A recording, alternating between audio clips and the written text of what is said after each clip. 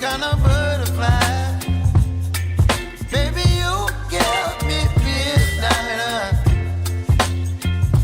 You whip up my appetite. Don't leave me here high and dry. Oh, well, I don't wanna jinx it, baby. Can't twist myself at the spine. Don't wanna overthink it, baby. It's just twist your body and mine. Baby, you give me ice and fire. You're giving me wind and rain. You're some kind of butterfly. Baby, you give me midnight. You whip up my appetite. Don't leave me here high and dry. Oh, but I don't wanna jinx it, baby. Let's not get ahead of my time. Oh, but I don't wanna miss you, baby. So I stand up and speak my mind. Oh.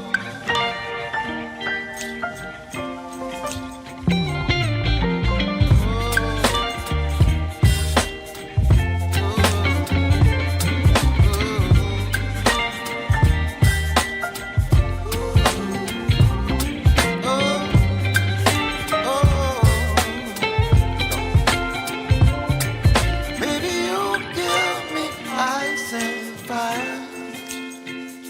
You're chilling wind and rain. You're some kind of butterfly. Baby, you give me midnight. You whip up my appetite. Don't leave me here high and dry. Baby, you give me ice and fire. You're channeling wind and rain. You're some kind of butterfly. Baby, you give me midnight. You whip up my appetite. Don't leave me here high and dry. Oh, oh,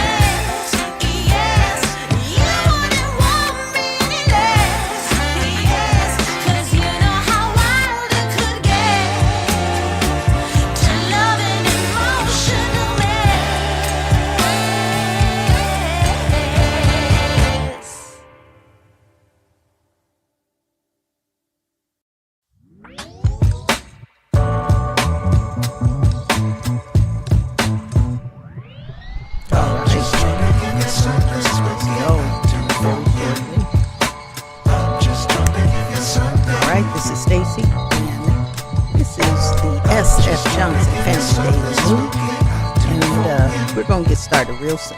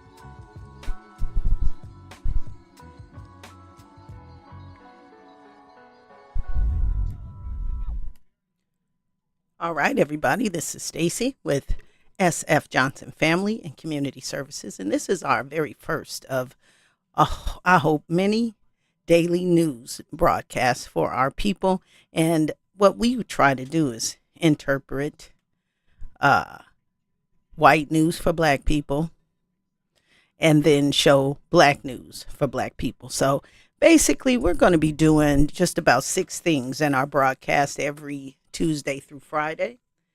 Introductions, and again, I'm Stacy. I'm the director of SF Johnson Family and Community Services, and we are a nonprofit organization designed to assist people and families and children of color to get through this crazy time that we found ourselves in. And actually, it's a very blessed time to find yourself in at this moment. And so what we're going to do, and every day we give the intro, and then we're going to talk about white news and give a analysis from a black perspective.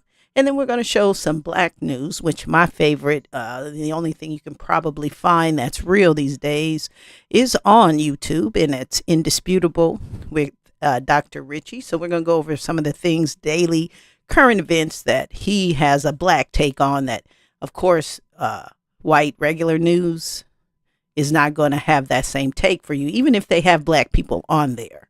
Okay. Because at this current moment, they have Al Sharpton talking like he is Dr. King or whoever, but totally not talking for anybody black I know. All right. Okay. So then we're going to talk about some current events. Like today, we're going to discuss what is critical race theory.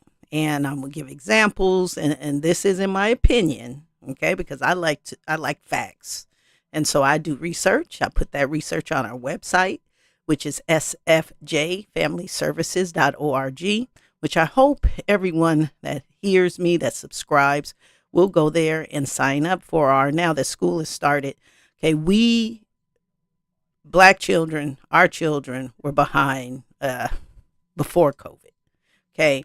Now, all children are behind, but what's that mean when it comes to black children? We even more behind. And so I would hope that you would care enough for the next generation, even if your kid's doing well, the next generations of Black children. Join there, get some tips on. I start with daily routines for kids. How many hours a day should they be studying really to be successful? Even if you don't have homework, you should still be going home and reading, that kind of thing. So what we try to do there is accelerate the success that we've had as a people that has us not dead today. Okay, a lot, and I know, I'm 58 years old, and a lot of Gen X, baby boomers, they got where they wanted to be, and they set the ladder on fire. And so our organization, the people that help me, is our attempt to put the ladder back down, bring up some Black people in a lot of ways. There are a lot of things that I've been able to personally accomplish in my life that I intend on passing on, giving to the next generations of Black people of color. Now that we went from being Negroes to being Black, African American, now we people of color, because they just want to put everybody in our situation, and everyone is not in our situation. Every person of color did not go through what African American, Black people with African descendants went through. And so the past 50 years, they've thrown us in a bucket with everybody else. We figured out how to achieve and get out that bucket. Now they just forget the bucket. To hell with the bucket, like voting rights, affirmative action, those kinds of things. So we would hope that you care enough, even if you don't care about yourself, that you care about other Black children that's going to come behind you, that if you don't do something now, okay, we're only living the way we're living because somebody did something for us 50 years ago.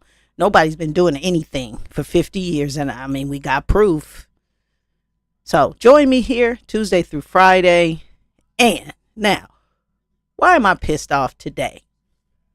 Well, let's take a break, and then I'm going to come back and tell you exactly why I'm pissed off today. Because today, just being mean and evil and nasty towards people seems to be enough for some of this young generation that have lived on the white supremacy of their grandparents and parents, and they just looking for somebody to fuck with. So we're going to come back, and I'm going to show you what I mean about that shit. This is Stacey Johnson, and this is SF Johnson Family and Community Service, the Daily News.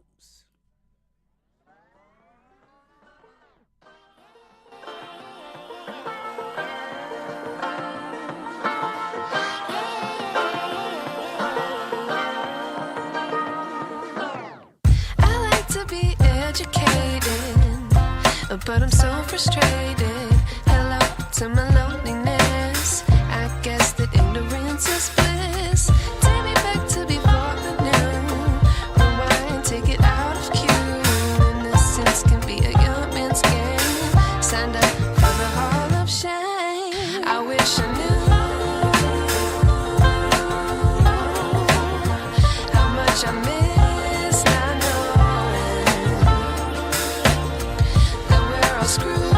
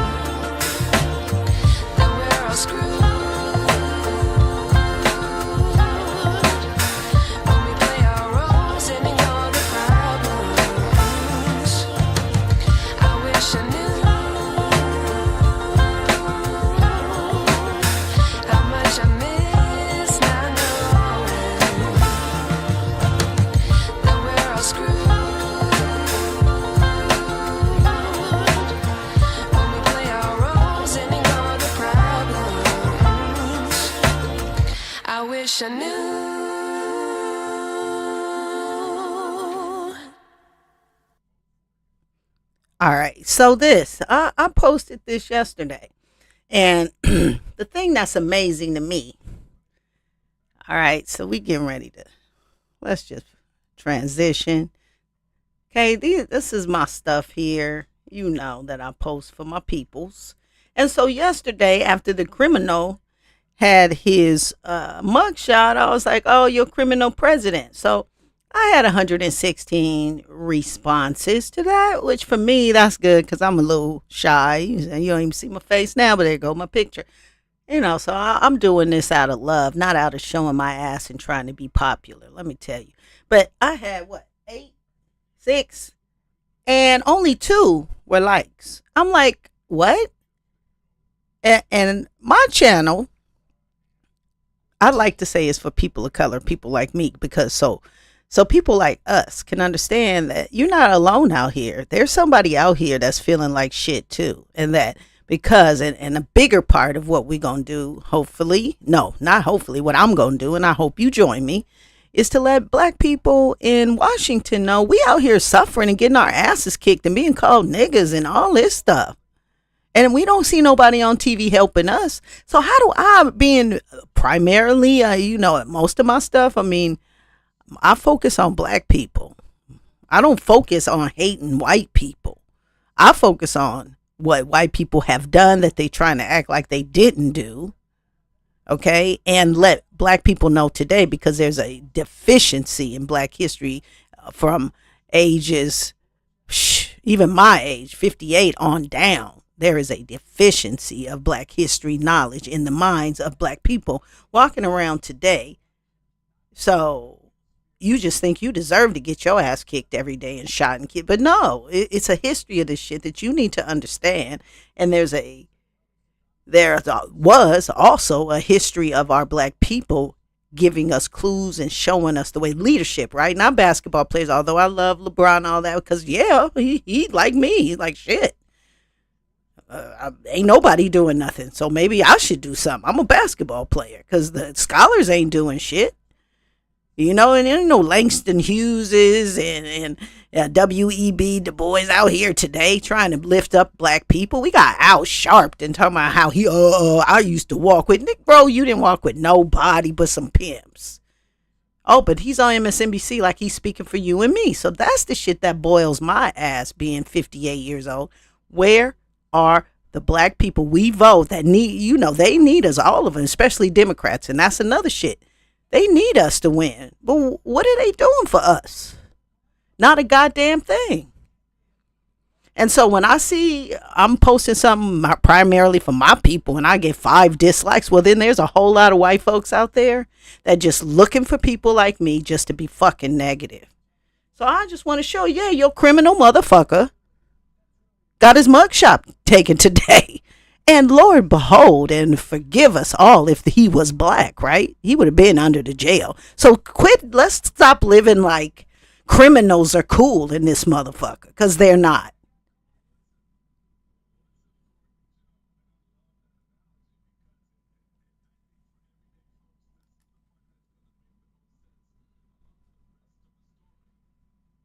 Where's my sound?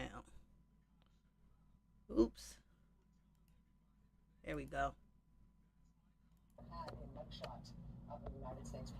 Oh, baby, here we go, baby. This me. Black people been waiting for this. You're a criminal. I'm just a criminal. Bang, bang. I'm a criminal. Bang, bang. Just a little criminal. Bang, bang. Yeah, there you go. Make America get a lot of attorneys. Huh? Strawberry blonde, blue eyes, criminal.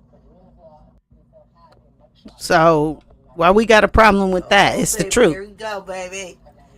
Black people been waiting for this. You're a criminal. I'm just a criminal. Bang, bang. Right. I'm a criminal. And why is he there in Georgia? Just a little criminal. Bang, bang. Because he was trying to take black votes. So, thumbs down all you want. Okay? That's why he's going to jail. That's a thumbs up. Okay, so we can stop that right here, right now. Let's go on to the next thing, which is our interpretation of white news. Oh, baby, here we go, baby. Okay, Been waiting for so this this for a long yo, time. No, Bang bang, I'm just a a criminal. criminal. Bang bang. All right, so next. Don't get mad at me because your dude's a criminal. Don't thumbs down because we happy justice prevailed in our country. Sorry, bro. All right, so next. We're going to go over, let's see. This is from yesterday because I like watching, the folks. Terrible experience. Okay, let's I stop came that. in, I was treated. All right, he says this was a terrible experience. He was treated like a criminal. Bang bang. So this is from yesterday, this morning, Joe, and I'm gonna play as much as this as I can, but hopefully it don't stop it because this is for the public good. So this is this criminal after he's been criminalized as well. He should have been. So let's play. Very nicely, but it is what it is. I took a mugshot, which I never heard the words mugshot. Didn't teach me that at the Wharton School of Finance. Give it that a break. And, I have to go through a process. It's election interference. You know that better than anybody. You cover it so well. You just a fantastic job. I have to tell you for the listener, fantastic job, Greg. But it's a very sad experience, and it's a very sad day for our country. Donald Trump talking about his arrest last night in Fulton County. He's now officially inmate number P01135809. We'll have all the new developments out of Georgia. Good morning and welcome to Morning Joe. It is Friday, August 25th. For the first time in American history, a former president of the United States has taken a mugshot. Donald Trump surrendered at the Fulton County Jail yesterday. See, this is his people giving this narrative. Fingerprinted, was weighed. Trump was processed on 13 felony charges over alleged efforts to overturn the 2020 presidential election. The former president was released on $200,000 bond shortly after, and he's now using his mugshot to solicit campaign donations. In his first post since his account was reinstated on X, formerly Twitter, Trump posted the mugshot and linked to his website. His campaign is also selling shirts that say, "Never surrender," with the picture on it. Even though that's exactly what he did. County Jail. Okay, so surrender, Joe. Yeah, Willie. So again, thumbs down. A criminal, thumbs downing a criminal going to jail. Would you have that same problem if that face was brown? Would you have that same problem if that face was brown? All the thumbs downers.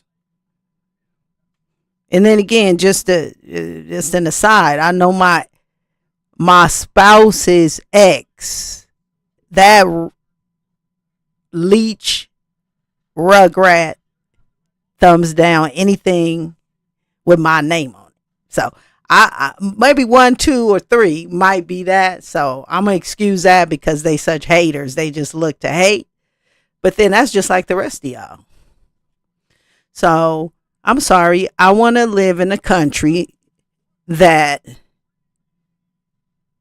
doesn't allow cops to shoot children and women in their sleep and strangle people on video. I want to live in a country that doesn't do that because that's a violation. But I also want a president that doesn't do this. So if that's something you can't understand, then you're just as criminal as he is. Anybody at this point in your life. That's why I'm like, Republicans can't be in charge of anything. Because did they have any of them? They still defending, bro. I'm sorry. They try to overturn our democracy. That is like for you simpletons out there.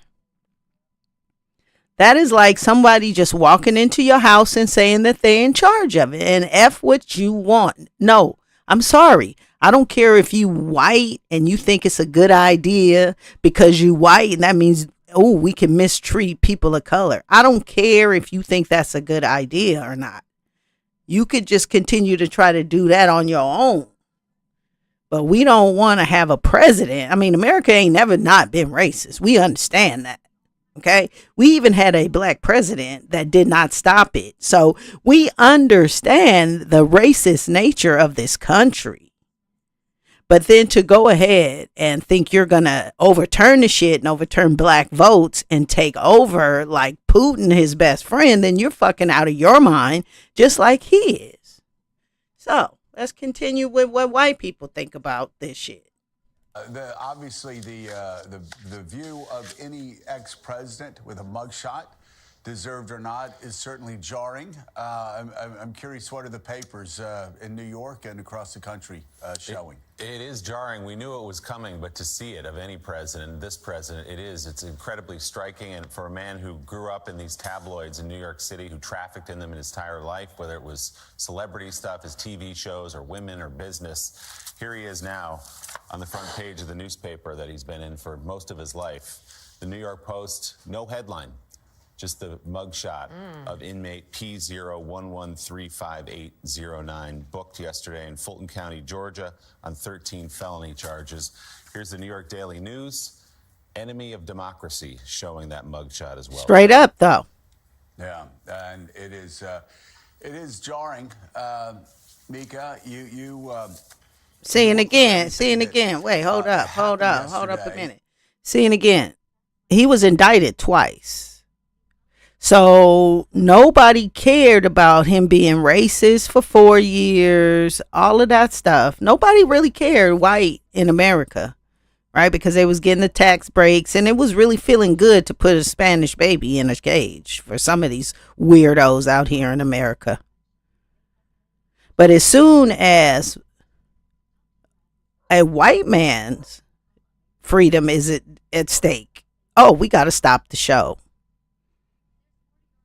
Unless you're an ignorant white man like the one that started all of this, where you think, oh, you're going to benefit from this, because all he's going to do is put everybody white that don't agree with him or does agree with him behind bars. So anybody white thought that they were going to benefit from Donald Trump being a dictator isn't, especially anybody poor and white. You're an ignorant ass fool. And two,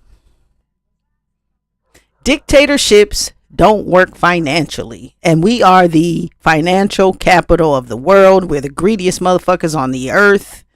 And in dictatorships, if you knew anything, you know the dictator and his friends, 5 or 6, are the only people that own anything in a dictatorship. So we would have Donald Trump, Bezos, 4 other people. Those people only would have the ability to make money in America. Do you think that would work for the majority of rich white folks we don't even know about in this country? Semi-rich white folks, they would no longer be that. They'd have to work just like a poor black person on a plantation. So if you know anything about anything in life, you would know that this country would never back a dictator, a fascist, because that never works. We got too many greedy Americans for that to work. Next. Get a book, not a red hat. Last night, again, I guess it's predictable that he's going to end up on a positive show, talking about how he's the victim of things. I'll just say there's a lot of ground noise out there, a lot of chaos, a lot of people talking and chattering. The signal, what matters the most is what happens with the law, what happens inside the courtroom. Correct. And I've got to say, again, just every attorney that's ever practiced that I've ever talked to looks at all the counts that are brought against him.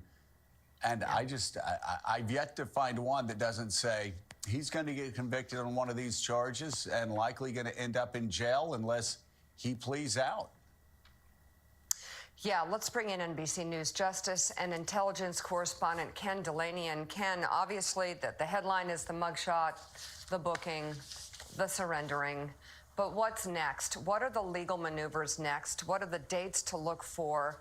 And what exactly is this former president facing, especially with all the other save your $36 $36 and indictments that he's dealing with? But in Fulton County, there are so many different co-defendants, so many different mugshots, so many different screaming headlines. But as Joe points out, what's the main issue here facing this former president? Well, the main issue is to Joe's point, the avalanche of criminal charges, the dizzying array of proceedings. It's hard for people to get their arms around this. Most of us have never been defendants in a single white-collar criminal indictment, let alone four. These kinds of cases, they take a lot of mental energy to devote to defending oneself, even if you're not devoting substantial time to your own defense. You have to consult with your lawyers. You have to be in courtrooms. Now, look, this Fulton County case, even though co-defendant Kenneth Cheesebro has asked for a speedy trial and the DA, Fonnie Willis, has said she's ready to go to trial in October, Donald Trump's not going to do that. And nobody I talk to thinks that this is going to be the first case or even the second case to go to trial among the four. But on Monday, guys, in Washington, D.C., there's going to be a hearing before Judge Tanya Chutkan, and she's going to set a trial date in the other election interference case brought by Jack Smith. And that's the one that most people I talk to think may go to trial as early as next summer because... All right, so what I'd like to do is take a quick break and let that sink in. Okay, so that's part one of our daily news. And this is very important because you've never lived in a time where a president has done this, okay?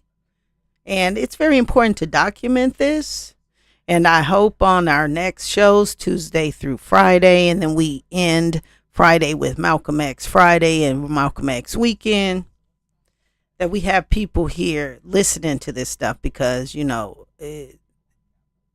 thank God people didn't sit down and sit back and watch. Some people did in the 60s. But, you know, some people did not. Those people solved some of our problems for a minute. But, you know, black leadership has let us down the last 50 years. And that's just the way it is. And so we're going to do our best to try to wake them up.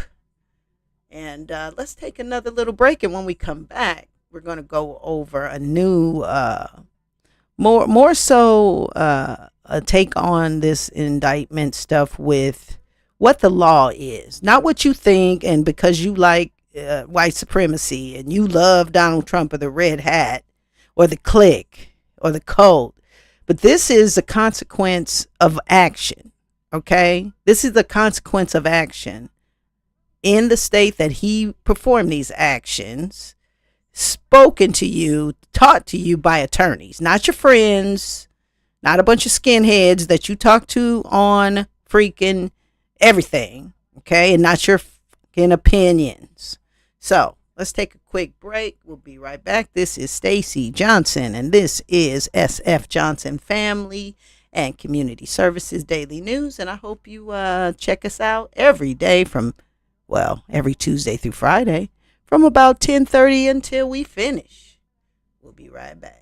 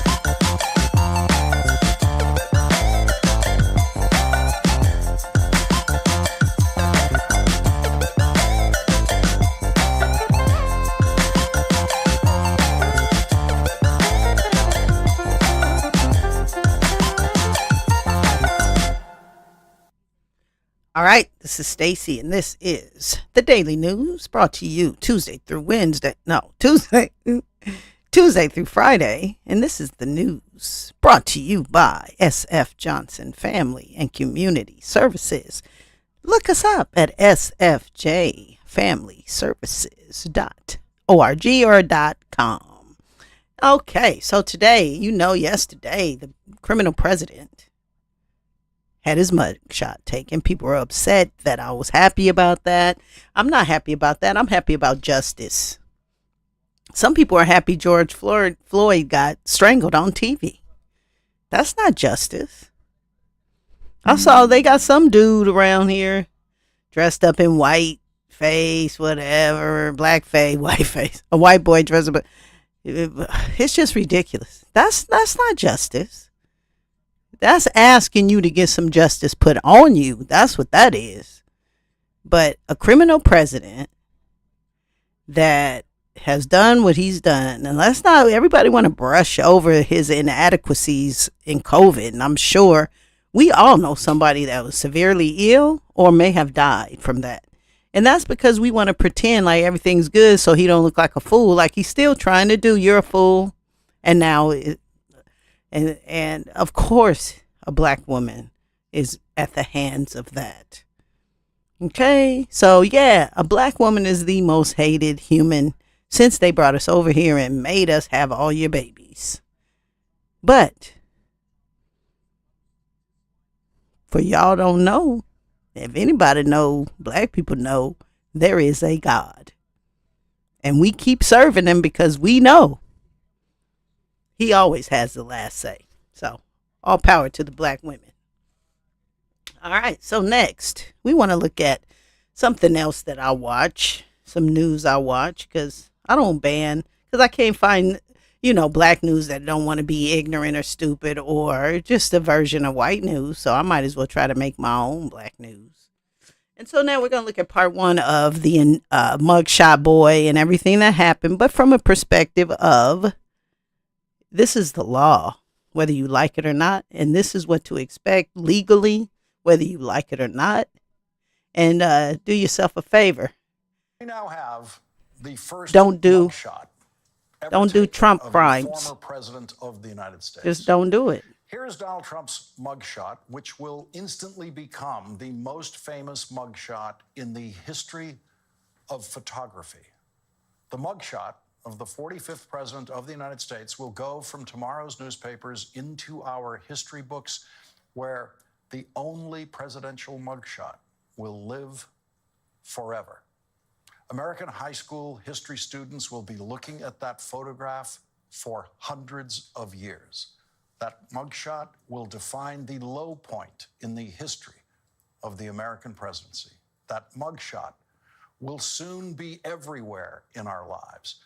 It will be on T-shirts, coffee mugs, napkins, toilet paper.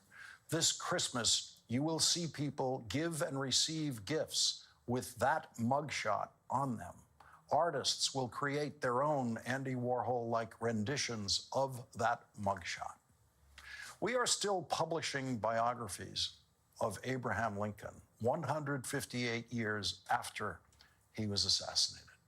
We will still be publishing biographies of Donald Trump 158 years from now and 300 years from now. And each of those books will contain that mugshot. That mugshot will eventually be seen by more people than any other picture of an American president. Most of us carry pictures of American presidents in our pockets every day.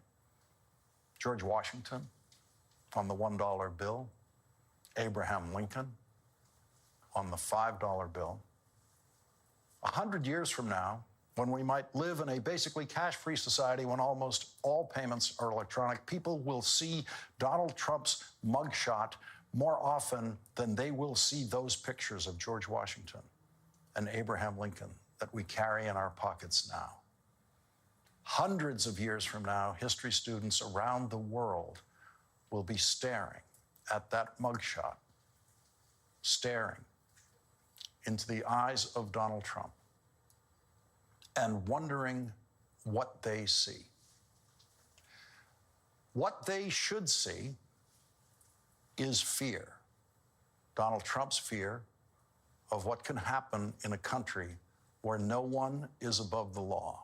What they should see is stupidity, the stupidity that made Donald Trump a criminal defendant. And they should see hatred. Donald Trump's hatred of the integrity of the institutions and the people who forced him to endure the humiliation of that mugshot. And okay, so right there. That's why me as a black person, I have little patience for anybody that just wants to say okay to something criminal just because, it's him, or it's any white person, or the fact that this is all happening to him again in Georgia specifically. And it's going to happen to him in every state. But the black woman in charge of law in Georgia, where this criminal committed crimes, did her job. And imagine if everybody from your spouse as a spouse to the pastor being a real pastor and not all of the things we're finding out that they do wrong, to the police officer really protecting and serving, to the government official we elect to really looking out for your rights, all the way up to a president that doesn't fucking try to take over the country. So if doing right hurt your feelings, and it's okay in your life that only certain people have to do right, but once it hits your doorstep or the ideas that you got all fucked up in your head, when doing right crosses those lines, doing right for a black person? Oh, hell no. Trump 2024. Yeah, if that's how you live your shit, well, then you're wrong. Be prepared to have a fucked up life.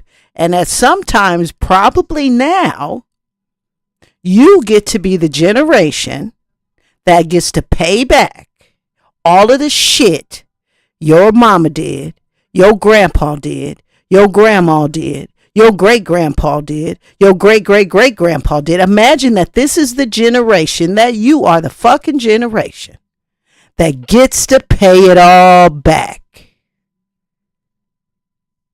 So if I were you, I would try to start to get along with people.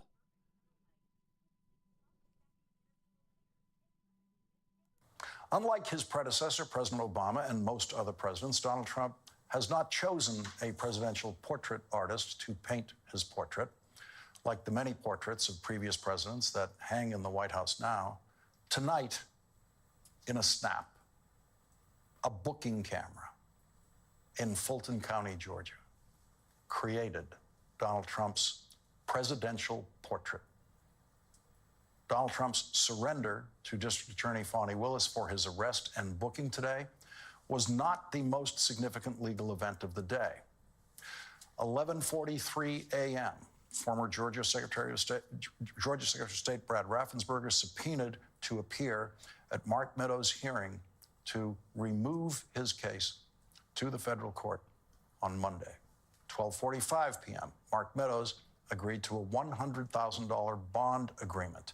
12:56 p.m., District Attorney Willis filed a motion responding to defendant Kenneth Chesebro's request for a speedy trial by agreeing to a speedy trial for all 19 defendants and asking that that trial begin on October 23rd.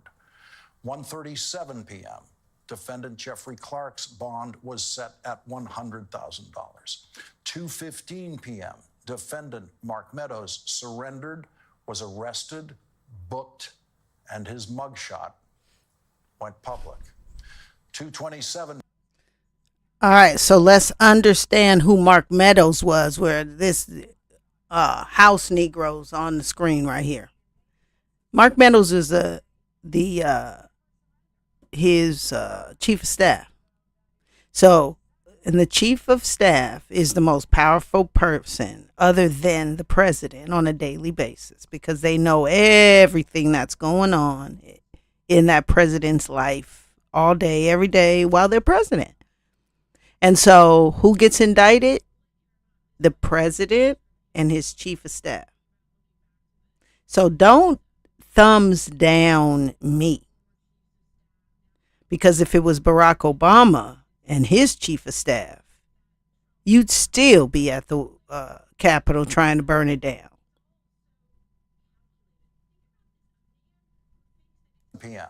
Defendant Harrison Floyd was booked at Fulton County Jail. 2:31 p.m. Donald Trump filed, and his new defense lawyer, filed an advisory to the judge, the Georgia judge, saying that he will oppose a speedy trial and saying that Donald Trump will make a motion to sever his case from defendant Cheesebro, who has demanded a speedy trial. 4:15 p.m., Georgia judge Scott McAfee set a schedule for defendant Cheesebro's speedy trial, with the trial set to begin on the date suggested by District Attorney Willis, October 23rd. Let's go. Leading off our discussion tonight, Gwen Keys Fleming, former District Attorney of neighboring DeKalb County, Georgia. Amy Lee Copeland, a criminal defense attorney and former Georgia federal prosecutor. Also with us, two former U.S. attorneys, Joyce Vance, who's now a professor at the University of Alabama School of Law and an MSNBC legal analyst, and Harry Littman, former Deputy Assistant Attorney General. He is a senior legal affairs analyst for the Los Angeles Times. And Gwen Keys Fleming, let's begin with October 23rd. Let's begin with the speedy trial situation that we now find ourselves in. And I just want to begin by thanking you for explaining to me the speedy trial rules of Georgia many, many months ago, which in your explanation indicated the reason why District Attorney Willis was pausing or waiting as long as she did to bring the indictment, because she knew she was going to be living under this speedy trial rule. What do you make of the latest developments today in the speedy trial motions and what the judge said about the speedy trial? Well, the law in Georgia is very clear. When a defendant asks for a speedy trial or makes a motion or makes a demand, he or she must be tried either in the term of court when the motion is filed or in the succeeding term, the immediate next term. If they are not tried within that time frame, the case is automatically dismissed. And so by filing the motion at the end of this term, the term only goes through the end of August, that means the DA must try Mr. Cheesebro by the end of October. And so what you saw her do was set a date and time that allowed them to strike a jury and join issue in before that deadline would come to pass. And all right, so here we're going to take a break and let's just do a recap of what we've heard so far. Okay, so there's like 19 people involved in this, which head criminal is number one. Well, one of the people in Georgia, I guess you can request a speedy trial, which means you have to have it within 60 days of you showing up. And so, which would be in October, well, it would be some part of October, and they granted it. And so now it's the situation. It's a RICO charge, meaning a group of people did something. What this guy's trying to do is to get himself severed, from everyone else, meaning his trial all, on his own. But it's a RICO charge, meaning you were part of this. So that means everybody has to go together, which means he sped up the trial for everybody else. And so that's going to be, and nobody wants it quick, right? They want it to take forever, and it's on TV. So that's where we are right now. So let's take a quick break. This is Stacey Johnson with SF Johnson Family and Community Services. This is our daily news, Tuesday through Friday. And I try to bring the news that even my kids in their mid to late 30s. Oh, we don't, well, I have kids from 30 to 35. We don't watch the news. Well, you should, because it's very important that people your age and younger, 18 on up, 18 and while you can walk and have somebody take you there, we should be voting. And we should be not only voting, but we always vote. But then when we vote, and it's been the same since forever, when we vote, we don't get anything from our vote. And so we're going to have some vintage, classic kind of stuff from the 70s after 68, 69, Nixon of all people, and they called it the guilt investments. They put money into the black community in the early 70s, and they gave black people the impression that, oh, we were moving on, but it was just like everything else, right? Just shit. Right after that was the war on drugs, and the drugs that they put in the neighborhoods right after they invested in it. And all of this isn't a myth. Okay, all of this isn't something that black people are making up as an excuse. And that's why today, this will be the longest news forever, but I've seen some white news that go on for 4 hours because we way behind. So if I got news for 4 hours, I really hope if you can be with me live that you listen to this with your family in good time. So let's take a quick break. This is Stacy. This is SF Johnson Family and Community Services, our daily newscast, live Tuesday through Friday.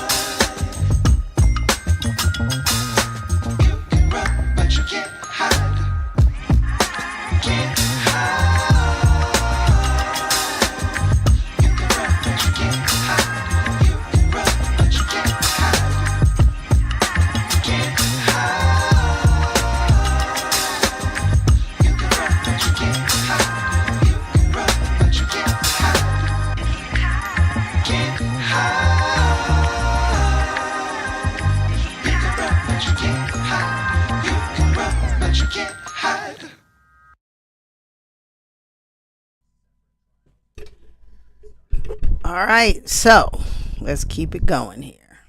So what we're looking at, we're going to just talk about some particulars of what this dummy's done and hear from some good attorneys on what the next steps are and what you should know on how this process goes. And nobody should be ever feel sorry for a criminal. I'm sorry. They don't feel sorry for all the people they put in jail for that aren't criminals, but this man's a criminal. And so let's go. What happens if the district attorney does not meet that speedy trial deadline? Does the case against the defendant just get dismissed? The statute says the case is dismissed. Joyce Vance, so the Georgia speedy trial law is a force to be reckoned with, and now we're going to see Donald Trump saying, I want my case severed from that. Fani Willis, the last thing she said about it today was, great, let's do all 19 of them on October 23rd. Right. So Donald Trump and other defendants who want to sever will have to come into court and they'll have to explain to the judge why they're prejudiced if they're forced to go to trial on this early date with Kenneth Chesebro. Usually that involves defendants talking about the kinds of evidence that can be introduced against co-defendants and how that can prejudice them. And you can see how with 19 defendants, that could quickly become a very messy situation. But as Gwen says, the law is very clear in Georgia. Once this demand is made, Chesebro is entitled to his fast trial. That's very likely to take place on that timeline unless he alters his request. And so it's very likely that we'll get the benefit of cameras in the courts in Georgia and this early view of the evidence in this case. Amy Lee Copeland, what about defendant Chesebro? Can he change his mind about this speedy trial? I think Lawrence, he's in. I think he's asked for it. I think he's going to get it. And as I've been waiting to say all day, the Ches stands alone in this one. So far, everyone is trying to distance themselves from Mr. Chesebro's election. And what about the ability of the other defendants to sever from Chesebro's speedy trial? What is the likelihood of them being able to sever themselves from that? So typically, defendants who are indicted together get tried together. That's just that's what attorneys say. That's what judges say. It's interesting, though, to read Judge McAfee's order because it seems to think or contemplate that nobody else is going to be tried with Chesebro. It's very clear that at this time, this order applies only to defendant Chesebro. These deadlines apply only to that defendant. So I don't know if this is viewed as a preemptive. See, that's just to slow shit up. My thing is, and the judge will probably say, you know, y'all were working together, okay? So you're going to get tried together. Period. Let's keep it moving. I would likely entertain motions to sever, or if he's not putting everyone else on this rocket docket right now. But that was notable language for me in that order. Harry Lippman, do you see any incentive for any other defendant in this case to be asking for a speedy trial? Well, look, the general point here is the incentives have now come apart, and there are chasms between different defendants. One Georgia elector just moved to remove tonight, saying I get to remove my case because I was ordered to do what I did by federal officials, meaning the Trump campaign. There are, yes, strategic reasons you might want to go sooner rather than later. Typically, it's a kind of a chicken game saying, do you have, you're going to have to prove this and get it together very quickly. I don't think you can. But the general point that things are accelerating and kind of coming apart among the defendants in ways that are dangerous and ominous for Trump is, I think, the big story now. Harry, just go back over that point for a second, because there was a pleading today. One of the false electors, who's a criminal defendant in the case, filed a pleading saying that his case should be moved to federal court because he was acting at the direction of the President of the United States. So there you have already Donald Trump, co-defendant, pointing the finger at Donald Trump, saying he made me do it. Exactly right.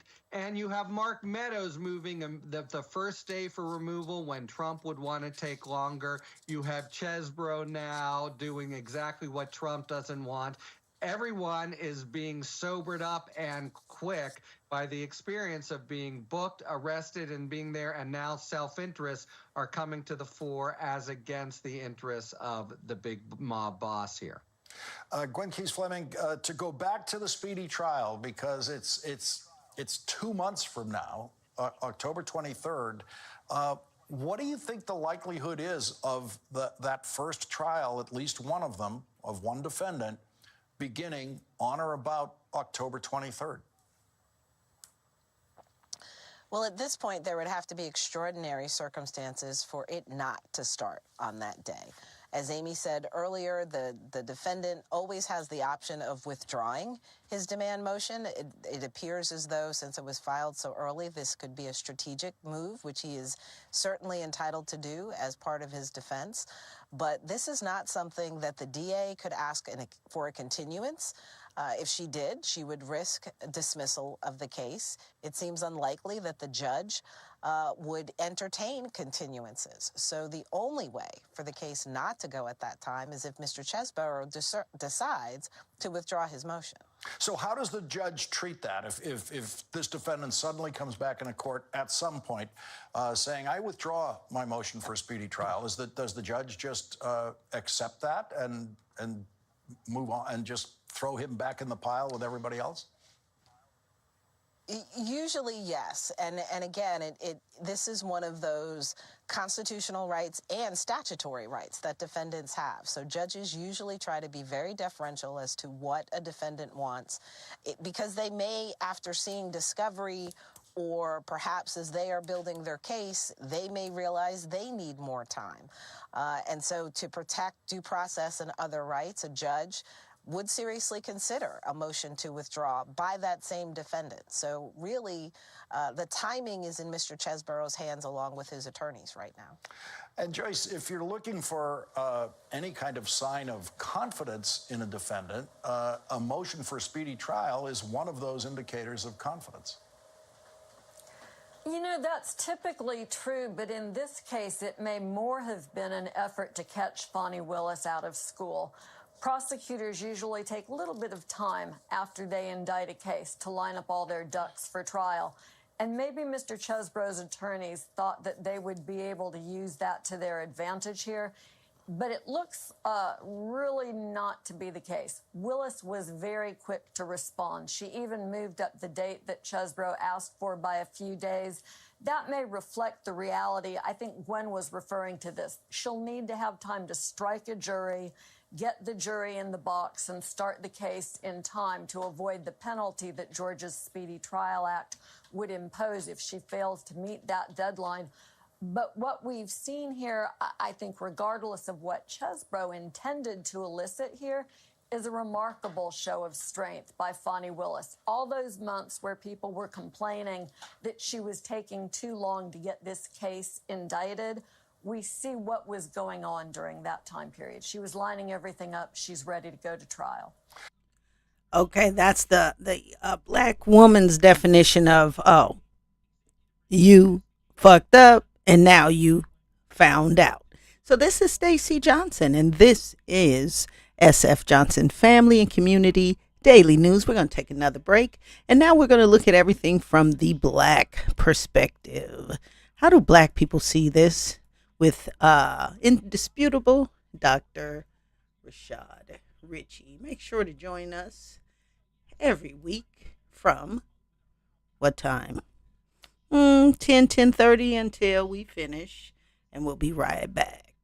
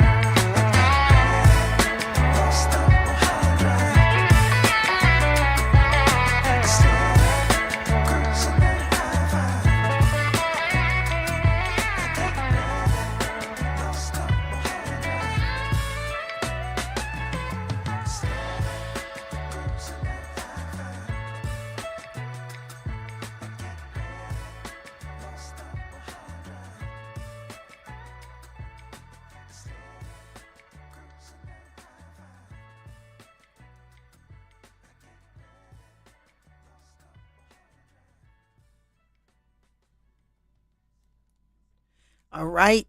This is Stacy, and this is the daily news for SF Johnson Family and Community Services. And so, what we just watched, maybe the past 45 minutes to an hour, is the white people's perspective of the criminal Donald Trump's mugshot and arraignment and arrest from yesterday. What was that? Thursday, the 24th of October 2023. You are living in extraordinary, wonderful times because you get to witness something no one in American history has ever witnessed. And so it's important to take this seriously, understand where it came from, and understand how we can never let our children, grandchildren, great-grandchildren, whatever, as Black people, go through this ever again. And so now we want to look at some news about this same thing from a Black perspective that adds a little twist to it. Of course, it does. And this is Dr. Donald Trump is Richie. going to the pokey, as I predicted. Now, he may be in just for a few hours. He's going to the but he is pokey. scheduled to turn himself in to the Fulton County Sheriff's Office in Atlanta, Georgia. That office is led by none other than elected Sheriff Patrick Labatt, who said clearly, roughly 2 weeks ago, he will have mugshots ready for us. Well, he has definitely provided the mugshots of everyone else who has surrendered. Bonnie Willis said they will be able to all have a negotiated bond in advance, and that has happened as well. I'm going to get into some detail about this and then give you a highlight of Trump Jr. seeing his privilege collapse at Fox News, of all places. Let's get into it. Former President Donald Trump, well, yeah, expected to surrender. We are officially in the middle of Mugshot Watch 2023. The Fulton County Jail on felony charges will be booked on felony charges in connection with efforts to overturn the 2020 presidential election results in Georgia. DA Fonnie Willis oversaw the sweeping investigation and the racketeering charges. Now, I want to provide some context here that I think is missing in the narrative of back and forth. Much of this is intentional by Trump and his allies. Fonnie Willis did not do the indicting. Two grand juries looked at evidence and decided it was proper to indict Donald Trump. The first grand jury was the special purpose grand jury. They had investigative authority, subpoena power. They reviewed the evidence. Because the special purpose grand jury has so much power to investigate, they are not allowed by Georgia law to do the indicting. They then recommend if someone should receive a true bill or not, an indictment or not. They decided Trump and his allies should be indicted. Typically, that recommendation goes to a grand jury. The grand jury considers it, and the normative grand jury will make a decision. Well, DA Willis, in addition to the first grand jury, and paneled the second grand jury, had them review evidence as well, and the recommendation from the first grand jury. This is called crossing T's, dotting I's. Now, Okay, so we'll stop right there. So all the dummies out here that's saying, oh, whatever, they're we just not out there. Y'all might just be out there targeting people for absolutely no goddamn good ass, butt ass reason. But we don't. See, there's a thing about being Black in this country that most of the intelligent ones walking around here know we are not white. So therefore, we cannot get into white people activity and think we're going to get away with committing crimes. And those of us that do, Black, that do, end up like Foster Wilson or whatever the hell this Negro who's still in jail had to sleep there, right, overnight while all the white people went home. Him crossing T's, dotting I's is something Black people understand if we want to survive in this racist country. And I hope all the thumbs down people on Trump being arrested come along to the critical race theory on the nightly news, because I'm going to spare you any more news this morning. The nightly news between 9 p.m. and 11 p.m. Let's continue. I was critical of the DA in the beginning because I just wanted to see Trump and his allies arrested quickly. True. Obviously, they broke the law. Well, now you have 2 citizen-led grand juries that looked at the same evidence and came to the same conclusion. There's more. Let's put them up, the co-defendants, right? You got 18, but these are some of the biggies. Rudy Giuliani turned himself in. He has already surrendered. Bernie Jones was actually next to the man, probably provided a ride for him. They've surrendered in the election interference case. A federal case yesterday denied requests by 2 of those defendants, Mark Meadows and Jeffrey Clark, to delay their arrest. All of the defendants face a deadline for noon tomorrow to voluntarily surrender. Now, here's the thing, and we'll keep those pictures up. Some of them argued that Fulton County did not have proper jurisdiction, that this should be handled by the federal system. Now, what does that tell you? Number one, they don't understand the law. This is called concurrent jurisdiction. Fulton County has jurisdiction, the state of Georgia has jurisdiction, and the federal government has jurisdiction because interstate travel or interstate application was evident. So everybody has jurisdiction here, including Fulton County. They would like the federal government to prosecute them because they believe the DA in Fulton County would be much harsh. Isn't that interesting? Meanwhile, Don Jr. at one of the biggest clown shows, not including Trump, in the history of our nation. I'm talking about the GOP debate. That clown show was attended by Trump Jr. Trump Jr. tried to gain access to an area that it was off limits to surrogates of the Trump campaign. Well, he had his privilege card, which should have settled everything, especially on Fox News. But here's what happened when he was checked. Right now, trying to ban people from actually having discourse about politics. How un-American. Probably shouldn't surprise any of us, but that's what it is. I've been told by others that I would be able to go in. So they said we weren't able to go in, then they said they weren't. Now that we're here, and the candidate that said you can't go in the spin room. They're telling me right now, Fox won't let me into the spin room. That's what the American people should know. This is the kind of They're telling him, he works for security here, but they're telling him that I'm not allowed to go in there. Because the candidates that they've been boosting while simultaneously trying to cut down Trump for the last, 2 years? Didn't perform as they had hoped. So they can't have someone who can maybe be a representative of my father. Just like a few weeks ago when I was canceled after the first indictment, I was scheduled to go on.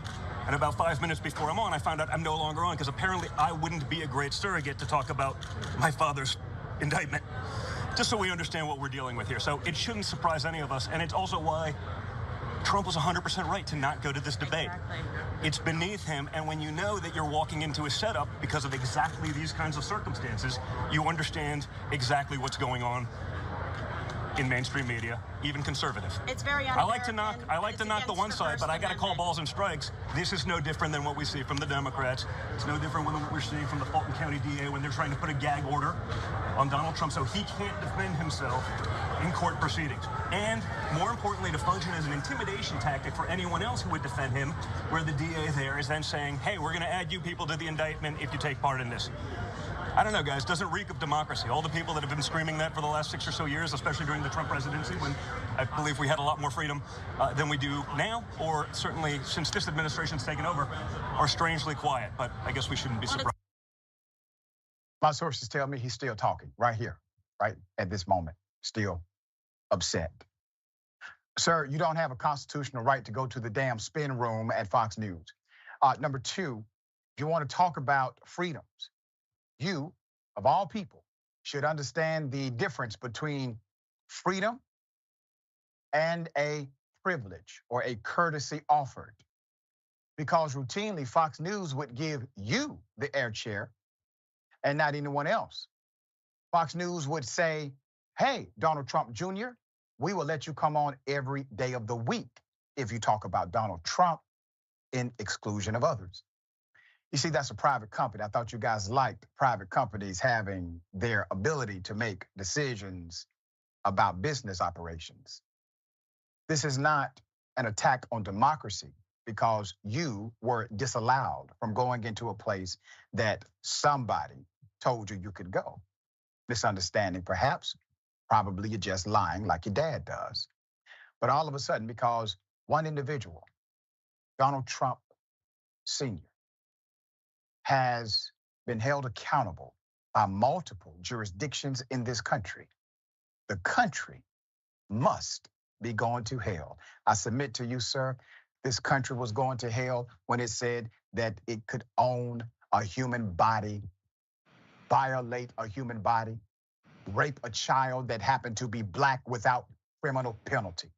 If you don't think that was the start of hell in America, but today is because a white man who deserves prosecution is getting prosecuted, you are part of the problem. All right, Jessica, thoughts here. It's just shocking that some of the most privileged members of our society are claiming that they're being silenced. Don Jr. had so many mics on him and cameras in that moment. And I assume the social media reach is actually greater than the reach Fox News had that night. So this facade that they're being silenced and all of media is against them is exactly that. It's a facade. It's giving, do you know who my daddy is? Please let me in there. It reeks of entitlement. Just listening to the way he's talking to the people in that moment. And when we think about Donald Trump not being there, the reason being that he says he won't support the ultimate candidate that the party would elect, and also because he's facing charges the next day and probably wants to have a peaceful night at home before he goes and pays his bond and has to have a mugshot taken. It's also shocking to me that he has to get a new attorney now. He's going to be represented by Steven Sadow, who represents a lot of high white-collar crimes and has been outspoken against RICO charges. So he couldn't find an attorney that really believed in him, wanted to represent him, or believed he was innocent. He had to find an attorney that believed the law that he was being charged with shouldn't exist at all. That's how bad things are for Donald Trump right now. You make a very good point, and you're right. The attorney that he brought on board is more of a theorist when it comes to the application of law, and he completely disagrees with the constitutionality of the RICO Act, especially in state application. And he's going to make an argument that the law itself has to be questioned, and possibly he hits a grand slam and gets it to a United States Supreme Court judge at some point. So you're right. It is a strategy that has nothing to do with belief in Donald Trump. All right, everyone. So thank you for joining me. Again, this is Stacy with SF Johnson Family and Community Services. Join us every week, Tuesday through Friday, and join us at night from 9 p.m. through 11 p.m. Pacific time. Have a wonderful Friday.